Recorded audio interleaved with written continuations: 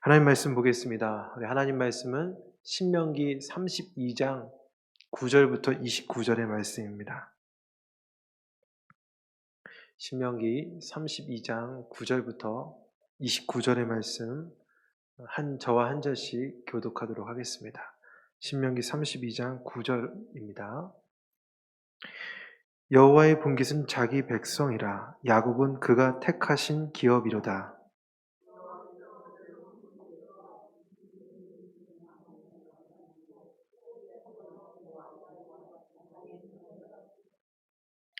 마치 독수리가 자기의 보금자리를 어지럽게 하며 자기의 새끼 위에 너풀거리며 그의 날개를 펴서 새끼를 받으며 그의 날개 위에 그것을 엎는 것 같이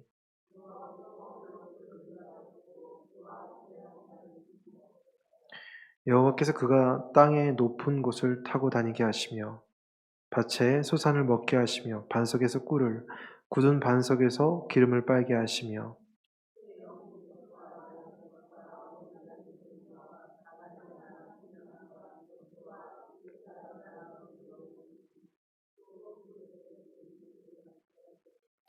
그런데 여수론이 기름짐에 발로 찼도다. 내가 살찌고 비대하고 윤택함에 자기를 지으신 하나님을 버리고 자기를 구원하신 반석을 업신여겼도다.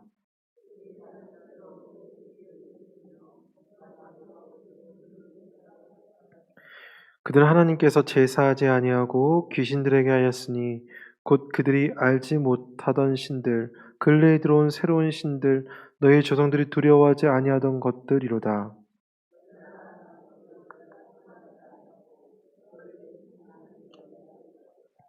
그러므로 여호와께서 보시고 미워하셨으니 그 자녀가 그를 경노하게 한 까닭이로다.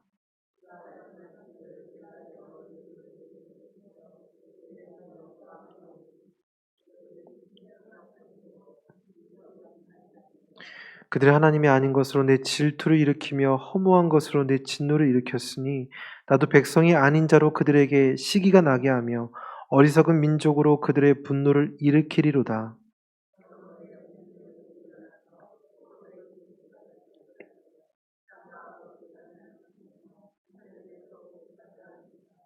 내가 재앙을 그들 위에 쌓으며 내 화살이 닿을 때까지 그들을 쏘리로다.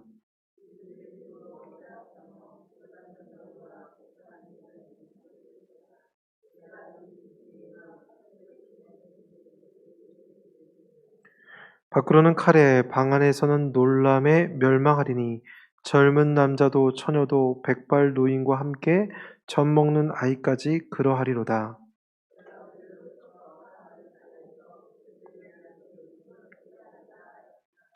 혹시 내가 원수를 자극하여 그들의 원수가 잘못 생각할까 걱정하였으니 원수들이 말하기를 우리의 수단이 높으며 여호와가 이 모든 것을 행함이 아니라 할까 염려함이라.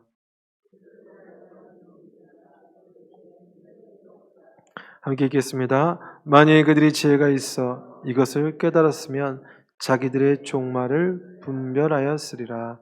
아멘. 할렐루야.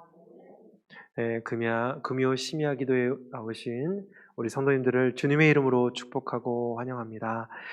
우리 귀하고 복된 이 시간에 나오신 우리 성도님들, 좌우 앞뒤에 계신 우리 성도님들을 바라보면서 우리 이렇게 축복하겠습니다. 당신과 함께 기도할 수 있어서 행복합니다라고 인사하겠습니다. 당신과 함께 기도할 수 있어서 행복합니다. 네, 마스크를 써서 행복하고 있는지. 근데 눈으로 보면 알아요, 눈으로. 눈으로 웃음 지으면 다 알 수 있으니까요.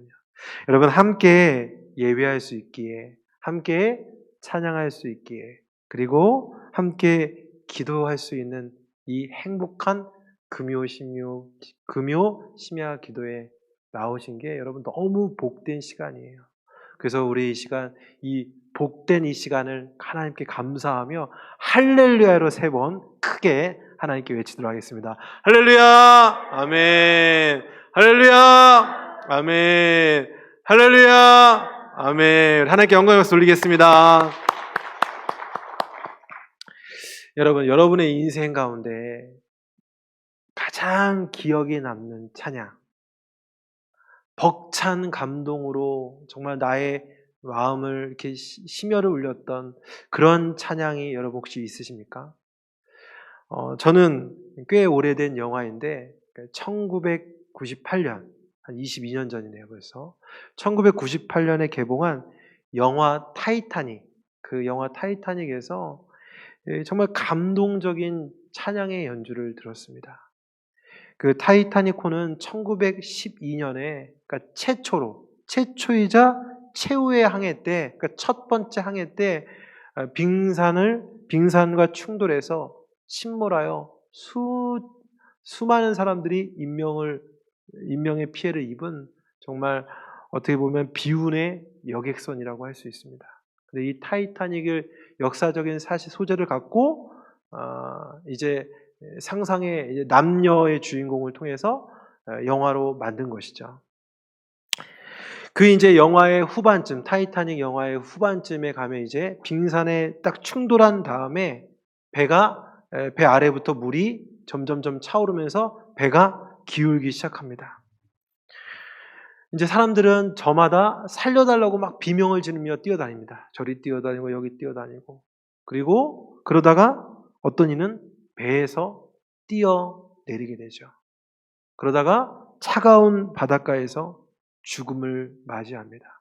그러니까 절망밖에 안 남는, 사람들의 비명과 절망밖에 남지 않는 그 상황 속에서 윌리스 하틀리를 비롯한 3명의 약사들이 탈출하기를 딱 멈추고 연주를 하게 됩니다. 그 연주곡 중에 하나가 바로 찬송가 338장 네 주를 가까이 하게 함은이라는 찬양이라는 것이죠. 모두가 죽음의 두려움과 공포에 사로잡혀 있을 때 그들은 그 자리를 지키고 그 본분을 다하면서 그 찬송가 338장의 그 4절 후반부의 고백, 숨질 때 되도록 늘 찬송하면서 주께 더 나아가기 원합니다. 이 땅에서 그들에게 있어서는 마지막 연주이자 마지막 신앙 고백이었던 것입니다. 제가 그 당시 고등학교 3학년이었는데요. 제가 이제 신앙생활을 한 지 2년이 조금 지난 그 시점에 그 영화 속의 그 찬양을 들으면서 굉장히 큰 감동으로 다가왔습니다. 그러면서 저 역시도 내 인생의 마지막 순간에 정말 주님께 더 나아가길 원합니다. 라는 평안 가운데 주님을 찬양했으면 좋겠다라는 그런 소망을 품게 되었습니다. 우리 사랑하는 우리 성도님에게도 인생의 그 마지막 순간에도 하나님께 올려드릴 수 있는 그런 귀한 여러분들만의 찬양이 있으시기를 축복합니다. 여러분, 오늘 이제 모세의 찬양을 함께 말씀을 나눌 텐데요. 여러분, 모세는 자신의 인생 가운데 2번의 찬양을 성경에 기록했습니다. 뭐 더 많은 찬양을 했겠죠. 그런데 성경에 기록된 큰 줄기 속에서 그가 고백한 그 모세오경 중에서 기록한 2개의 찬양 고백이 있는데 첫 번째 노래는 출애굽기 15장에 기록된 승리의 노래, 구원의 노래입니다. 이스라엘 백성들이 이제 홍해를 건너게 되고 또 그들을 다시 잡으려고 했던 그 애굽 군대들, 그들이 홍해 바다 중간에서 다 수몰되죠. 그러면서 모세는 이 하나님께서 베푸신 이 놀라운 기적과 구원의 은혜를 생생하게 담아 노래를 불렀다는 것이죠. 그게 바로 모세가 첫 번째 불렀던 노래입니다. 그래서 이 구원의 노래는 굉장히 기쁨이 넘쳐요. 환희가 있다라는 거죠. 경쾌한 느낌을 주는 찬양이 바로 모세가 부른 첫 번째 노래입니다. 그런데 신명기 32장, 정확하게는 32장 1절부터 43절, 32장 전체라고 할 수 있는데 이게 모세의 2번째 노래입니다. 모세의 2번째 노래이자 모세의 마지막 노래이기도 합니다. 근데 이 모세의 두 번째 노래는 첫 번째 노래와는 분위기가 완전히 다릅니다. 물론 그 내용 안에 초반부에 보면 하나님께서 이스라엘 백성들에게 베푸르신 은혜도 기록되어 있지만 그 다음 더 많은 내용들이 무엇이냐면 이스라엘 백성들의 배교, 그러니까 배신, 하나님을 떠나는 배신, 그리고 우상 숭배, 그리고 하나님의 진노에 대한 심판을 담고 있다는 것입니다. 그것을 찬양하고 있습니다. 굉장히 어두운 분위기죠. 첫 번째 찬양은 굉장히 밝은 이미지였다면 이 두 번째 마지막 찬양은 굉장히 어둡고 두려움이 느껴지는 찬양이었다는 것입니다. 그런데 모세는 이 같은 신명기 32장을 이렇게 표현합니다. 어떻게 표현했냐면 31장 21절에 보면 이렇게 기록되어 있어요. 제가 한번 읽어보겠습니다. 그들이 수많은 재앙과 환난을 당할 때에 그들의 자손이 부르기를 잊지 아니한 이 노래가 그들 앞에 증인처럼 되리라 말씀하고 있어요. 바로 이스라엘 백성들이 반드시 부르기를 잊지 말아야 될 찬양, 그 찬양이 무엇입니까? 바로 신명기 32장의 찬양이었다라는 거죠. 절대 잊지 말고 계속해서 불러야 될 찬양. 그것이 바로 신명기 32장의 모세의 두 번째 찬양이라는 것입니다. 여러분, 찬양의 목적이 무엇입니까? 찬양의 목적, 물론 여러 가지가 있겠습니다. 그렇지만 오늘 말씀의 제목으로 한정지어서 설명하자면 찬양은 기억하기 위해서라는 거예요. 찬양은 생각하기 위해서 찬양을 해야 한다는 것입니다.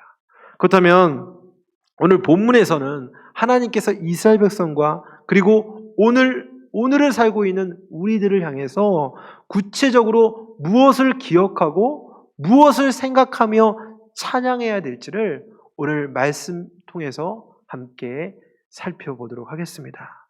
첫 번째로 우리가 불러야 될 찬양은 무엇이냐면 바로 하나님께서 나를 그리고 우리를 택하여 주심을 기억하고 찬양하라는 것입니다. 여러분, 오늘 신명기 32장 9절의 말씀을 같이 한번 읽어보겠습니다. 32장 9절입니다. 함께 읽겠습니다. 시작.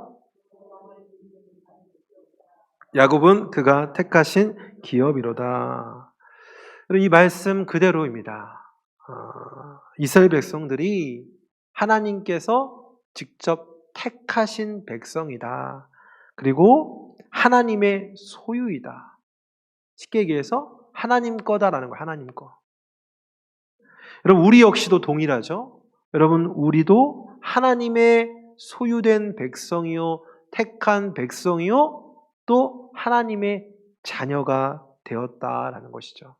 예수 그리스도로 말미암아 그 택함의 은혜를 우리가 오늘 누리면서 오늘 이 자리까지 왔다라는 것입니다. 그렇다면 왜 우리를 택하여 주셨을까요? 왜 자기 백성으로 삼아 주셨을까요? 그 이유는 또 무엇일까요? 에베소서 1장 11절과 14절을 또 한번 찾아서 한번 읽어보겠습니다. 우리 에베소서 신명기 32장을 딱 표시해 놓으시고 우리 에베소서 말씀도 한번 읽어보겠습니다. 에베소서 1장 11절과 그리고 14절 두 절의 말씀입니다. 함께 에베소 1장 11절을 먼저 읽어보겠습니다. 시작. 모든 일을 그의 뜻의 결정대로 일하시는 이의 계획을 따라 우리가 예정을 입어 그 안에서 기업이 되었으니. 그리고 14절입니다. 이는 우리 기업의 보증이 되사 그 얻으신 것을 속량하시고 그의 영광을 찬송하게 하려 하심이라. 아멘. 우리가 하나님의 구원의 계획에 따라 그분의 기업이 되었어요. 한마디로 그분의 소유가 되었다라는 거죠. 그분의 소유, 그분께 택함을 받았다라는 것은 왜 소유가 되었고 택함을 받았습니까? 이유는 무엇이에요? 그의 영광. 하나님의 영광을 찬송하기 위해서라고 지금 성경은 말씀하고 있다라는 것입니다. 사랑하는 여러분, 우리가 무엇을 찬양해야 됩니까? 바로 하나님의 영광을 찬양해야 된다는 것입니다. 또 무엇을 찬양해야겠습니까? 나를 택하시고 나를 구원하신 그 하나님께 감사의 찬양, 그리고 오늘도 나를 도우시는 그 손길에 감사함으로 찬양하시고, 그리고 슬픔을 기쁨으로 바꾸시는 그 하나님의 은혜를 찬송하시기를 바랍니다. 그것도 날마다. 여러분, 저는 평일에, 이제 주말을 제외한 평일에 출근 전에 차량으로 제 딸 할인이를 유치원에 등원시킵니다.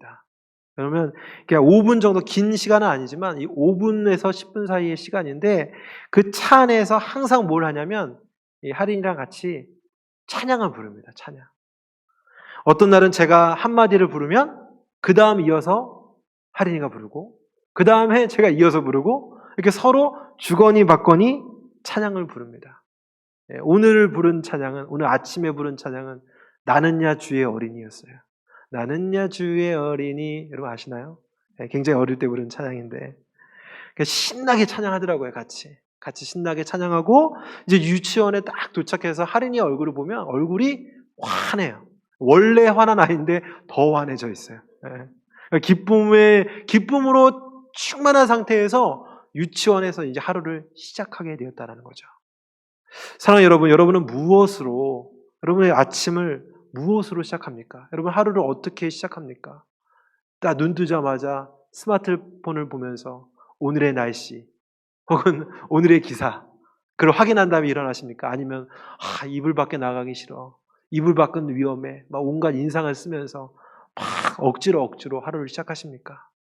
여러분, 하나님께 택함 받은 백성은요, 하루를 시작하는 것도 달라야 돼요. 어떻게 달라야 됩니까? 그분의 영광을 찬양함으로 하루를 시작해야 된다는 거죠. 그분을 노래하며 하루를 시작할 수 있는 우리 믿음의 백성들 되시길 바랍니다.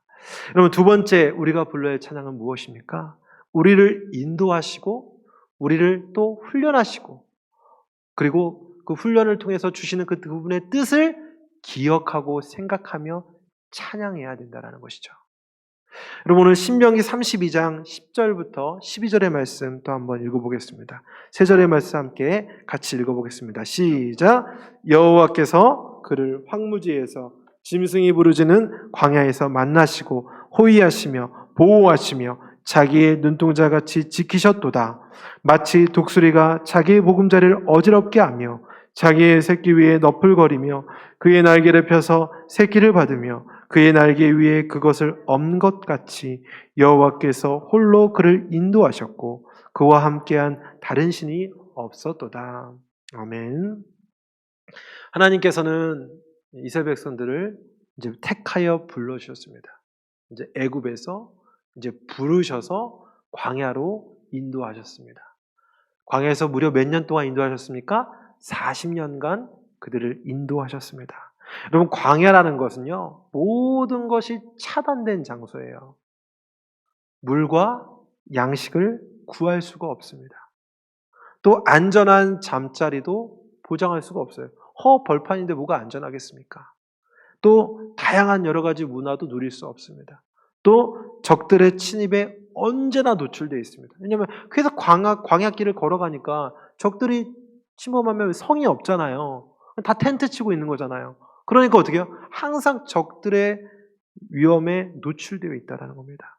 항상 불안하고 불편하고 외롭고 힘든 것입니다.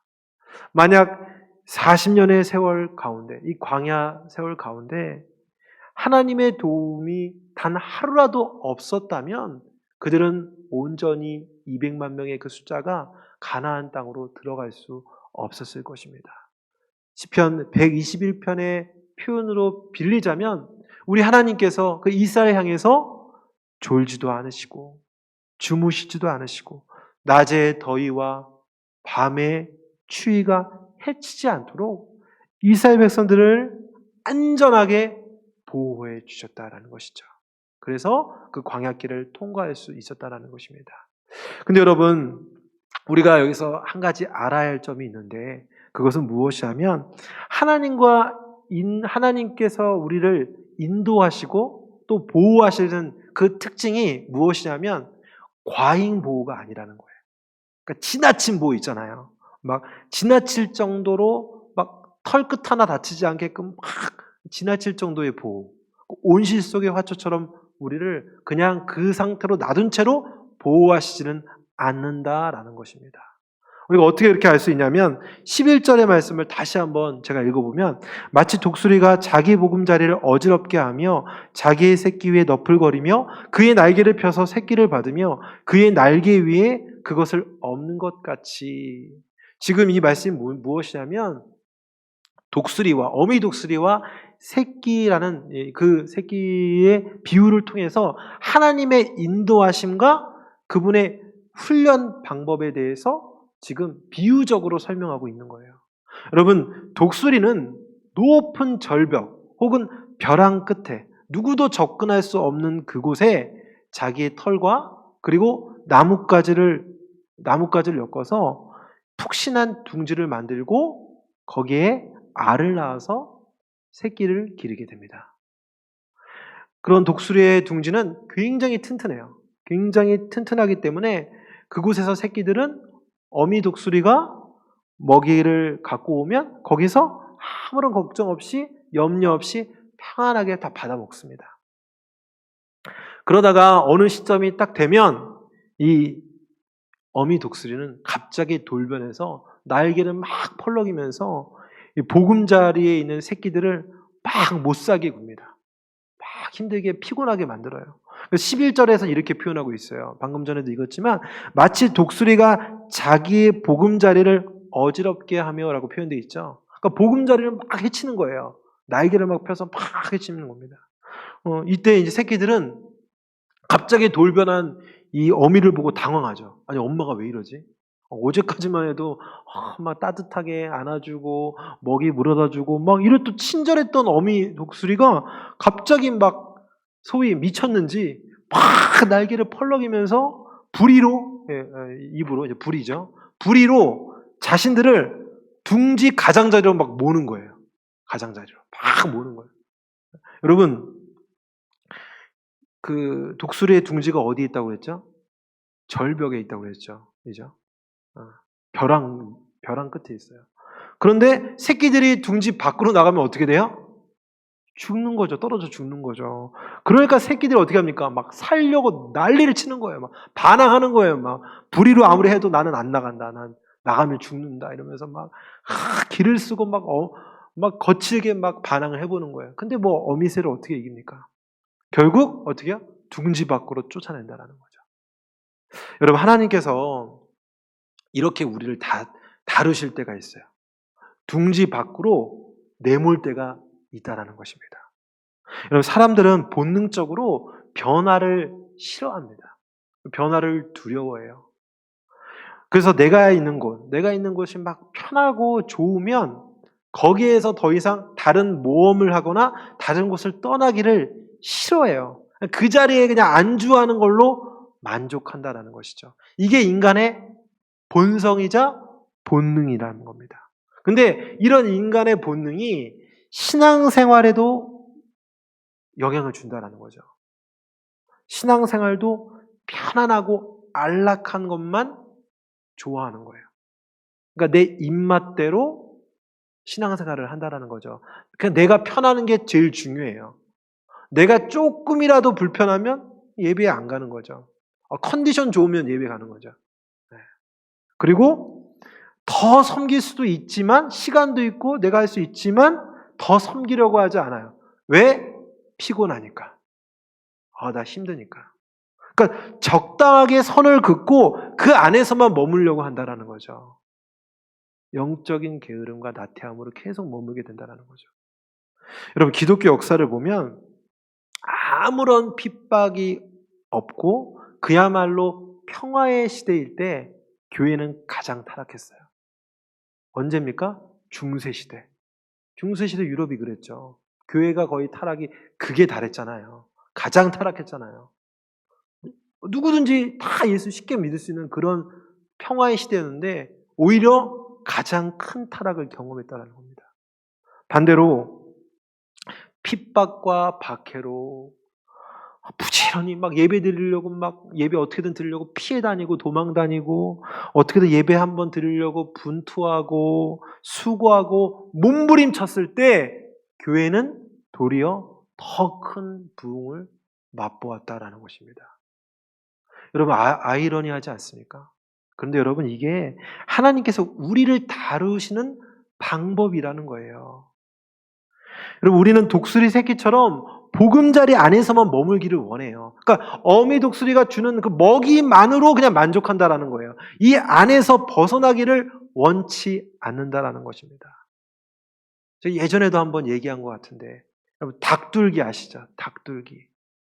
닭과 비둘기의 합성어인데 도시의 이 비둘기들이 평안함 가운데 자기들을 해치거나 위협하는 포식자들이 없으니까 언제나 넉넉하게 먹이를 먹으니까 포동포동해지는 거예요. 뚱뚱해지는 거예요. 뚱뚱해져서. 그래서 어떻게 해요? 날지를 제대로 못 나는 거예요. 그런 비둘기를 보고 빗대어서 뭐라고 얘기합니까? 닭둘기라고 얘기해요. 닭둘기. 여러분 하나님께서는 성도인 우리를 닭둘기로 부르지 않았다는 거예요. 닭으로. 또 날지 못하는 비둘기로 우리를 부르시지 않고 무엇으로 부르셨습니까? 독수리로 부르셨다라는 것입니다. 그러면 독수리가 창공을 날려면 어떻게 해야 될까요? 절벽에서 떨어져 봐야 된다라는 거예요. 여러분 그러면 이제 절벽에 떨어지는 이 독수리 새끼들 이 땅으로 추락하면서 그냥 가만히 있을까요? 그 새끼들이 가만히 아유 나 죽는구나 이제 끝이다 그렇게 끝날까요? 아니죠. 온갖 힘을 다해 어떻게요? 살아보려고 날개짓을 한다라는 거예요. 막 펄럭펄럭 막 온 힘을 다하여, 그죠? 날개를 펄럭펄럭 한다는 거예요. 날개짓을 한다는 거예요. 그러다가 지면에 닿을 쯤 되면 그때 누가 등장합니까? 어미 독수리가 손살같이 날아와서 날개를 쫙 펴서 어떻게 합니까? 새끼를 엎는 거죠. 이제 탁 새끼를 자신의 날개에 탁 얹는 거예요. 그리고 다시 솟구쳐 슉 하고 올라가서 보금자리에 다시 갖다 놓습니다. 오늘 11절 후반절의 말씀을 그대로 묘사하고 있어요. 그의 날개를 펴서 새끼를 받으며 그의 날개 위에 그것을 엎는 것 같이 그림이 그려지시죠. 딱 절벽으로 떨어지는 이 독수리를 새끼들을 탁 펴서 받는 거죠. 날개를 펴서. 이렇게 어미 독수리는 이 새끼들이 자기의 힘으로 날개짓하여 하늘을 날아서 스스로 먹이를 잡아먹을 수 있을 때까지 계속해서 이 과정을 반복한다라는 거예요. 여러분 하나님께서 우리를 다루실 때도 마찬가지라는 거예요. 닭둘기처럼 세상에 갇힌 새로 놔두는 것이 아니라 힘찬 날개짓, 자유롭게 창공을 거닐면서 먹이를 스스로 찾아내는 그런 야성 있는 성도가 되기를 원하신다라는 거예요. 그래서 하나님께서 그것을 너무 원하시기 때문에 우리 인생 가운데 무엇을 허락하냐면 고난학교, 광야학교를 우리에게 허락하신다라는 거예요. 여러분 고난을 통해서 우리의 삶과 신앙이 연단을 받고 훈련되어진다라는 것입니다. 출애굽한 이스라엘 백성들 하나님께서는 그들을 거룩한 나라요 거룩한 백성으로 삼아 주셨어요. 그런데 이 거룩이라는 것이 하루아침에 만들어집니까? 그렇지 않아요. 여러분 성화라는 게 우리 인생의 신앙의 여정 가운데 성화라는 것이 오늘 예수 믿으면 내일 성화됩니까?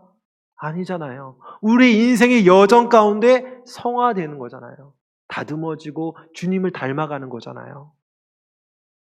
마찬가지로 훈련되어야 된다는 것이죠. 그래서 하나님께서는 이스라엘 백성들을 광야 학교에 보내신 거죠. 몇 년간? 40년간 아주 철저하게 훈련받게 하셨습니다. 여러분 새끼 독수리도 한 번 절벽에 떨어져서 날개짓 한 번 펴서 바로 하늘을 납니까? 그렇지 않죠. 수백 수천 번을 그냥 어떻게 해요? 날개짓을 파닥파닥 하면서 어느 정도 시간이 지나서 어떻게 해요? 날개에 근육이 생기고 탄력이 생기면서 하늘을 자유롭게 날 수 있는 것처럼 하나님께서는 우리 인생 가운데 고난학교와 그리고 광야학교의 과정을 통해서 우리의 믿음을 어떻게 해요? 성숙하게, 성숙한 그리스도인으로 만들어 나가신다는 거예요. 그래서 어쩌면 오늘 누군가는 지금 고난학교 3학년을 보내고 계신 분도 있을 테고, 어떤 사람은 지금 광야학교 한 6학년을 보내고 계신 분이 있을 줄도 압니다. 힘들고 어려운 시간이에요. 그러나 여러분, 그것을 통해서 우리가 성숙돼 가는 거예요. 그리고 그 광야의 시간이 도리어 하나님께서 사랑을 베푸는 시간이에요. 여러분, 사랑하니까, 여러분, 어미 독수리가 새끼 독수리가 미워서 절벽에 떨어뜨립니까? 아니죠. 사랑하니까 이 새끼 독수리가 스스로 날아올라서 먹이를 먹을 수 있는 성숙한 독수리가 되기를 원하는 그 사랑의 마음을 갖고 어떻게 해요? 절벽으로 떨어뜨리는 거 아닙니까? 마찬가지로 광야로 내모는 고난학교로 보내는 하나님의 심정이 어떤 심정일까요? 우리를 사랑하는 마음으로 지켜보고 계시고 우리와 함께하고 계신다라는 것입니다. 여러분, 그래서 우리 이렇게 얘기하죠. 고난은 하나님의 보이지 않는 축복이다라는 말을 우리 많이 알고 있잖아요. 바로 이 고난 학교가, 또 광야의 학교가 바로 우리의 인생에 신앙의 성숙을 갖다주는, 또 하나님과의 관계를 친밀하게 가까워주는 훈련이라는 사실을 기억하고 생각하고 찬양할 수 있는 우리 믿음의 백성들 되시길 바랍니다. 마지막으로 세 번째로 오늘 본문의 찬양을 통해서 우리가 무엇을 알 수 있냐면, 우리는 죄에서 멀어져야 되고 또 죄에서 돌이킬 생각을 항상 가져야 된다는 것입니다. 여러분, 오늘 15절부터 29절 그 이후까지 쭉 찬양의 내용은 지금 14절 1절부터 14절의 내용과 완전히 상반된 내용을 담고 있어요. 이스라엘 백성들이 어떤 내용이냐? 이제 이스라엘 백성들이 하나님을 버린다라는 거예요. 하나님을 저버린다는 거, 배교한다는 것이죠. 그리고 가증한 것들, 곧 각종 우상들을 섬긴다라는 거예요. 우상 숭배를 하는데 빠진다라는 거죠. 그리고 그 결과 하나님께서 질투하시고 진노하시며 이스라엘 백성들에게 심판을 내릴 것을 말씀합니다. 여러분, 모세는 지금 이 메시지가 뭡니까? 찬양이에요, 찬양. 백성들에게 이 노래를 부르게 했다라는 거예요. 여러분 같으면 이런 노래를 부를 수 있겠습니까? 우리가 하나님의 위대하심을 노래하고, 그리고 또 나를 이렇게 인도해 주셨습니다. 나를 보호해 주셨습니다. 나를 또 정금같이 연단해 주십니다. 훈련시켜 줍니다. 라는 것을 찬양하는 건 쉬워요. 그런데 내가 하나님을 배신했습니다. 나 열심히 우상 숭배했습니다. 나는 하나님의 진노 가운데 멸망받아야 될 놈입니다. 라고 여러분 그렇게 찬양할 수 있습니까? 쉽지 않죠. 근데 왜 이런 노래를 부르게 했냐는 겁니다. 왜 이런 노래를 부르게 했을까요? 목적이 있었습니다. 하나님께서는 이 이스라엘 백성들로 하여금 자신들이 이전 1세대, 지금 2세대들이잖아요. 신명기에 있는 이스라엘 백성들은 2세대들 아닙니까? 지난 1세대들이 광야에서 하나님께 범죄한 그 죄악들을 기억해나라는 거예요. 기억해 보라는 거예요. 너희가 이런 죄악을 저질러서 너희가 얼마나 큰 어려움을 당했느냐. 동일한 죄를 더 이상 짓지 말라라는 예방. 그러니까 예방 주사와 같죠. 그죠? 그런 일을 하지 말라는 예방의 의미가 담겨 있어요. 그리고 또 어떤 목적이 있냐면, 그럼에도 불구하고 하나님께서는 이스라엘 백성들이 가나안 땅에 들어가서 그들이 가나안 그 문화에 동화되고 그들의 우상을 섬기고 배교한다는 그런 사실도 하나님께서는 어떻게 해요? 이미 알고 계셨다라는 거예요. 그렇기 때문에 그런 일이 벌어질 걸로 또 알고 있었기 때문에 빨리 회개해서 하나님께서 하나님께로 돌아와 회복하기를 바라는 심정으로 이 찬양을 바로 이스라엘 백성들에게 그리고 바로 오늘 우리들에게 부르게 하셨다라는 것입니다.